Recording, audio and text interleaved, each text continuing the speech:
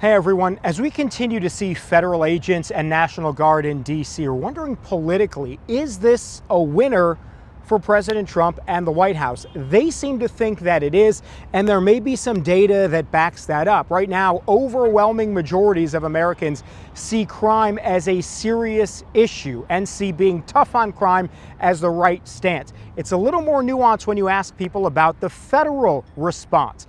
The vast majority of Americans do not want to see the federal government take over local police departments, but a small majority actually support having a federal presence in certain cities if that's going to help reduce crime. Meantime, we just heard from D.C. Mayor Muriel Bowser today, who has been very complimentary of the surge, saying in D.C.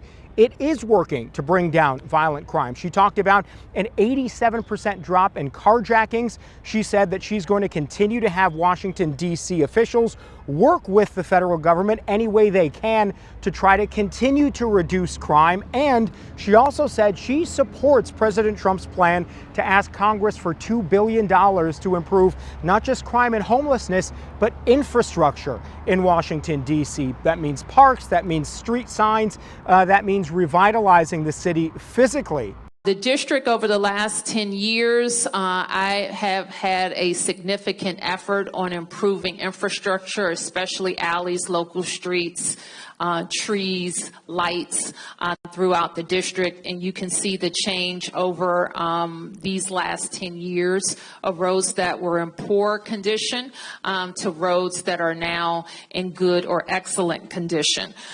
We will, though I don't know much of the details, we will be supportive of the president's $2 billion request to improve infrastructure, especially federal infrastructure in the district. President Trump has gone further in calling for a comprehensive crime bill, something like what Congress passed in the early 90s. However, our congressional sources are a little iffy as to whether or not that is actually going to happen or whether there's a realistic plan to put that into law.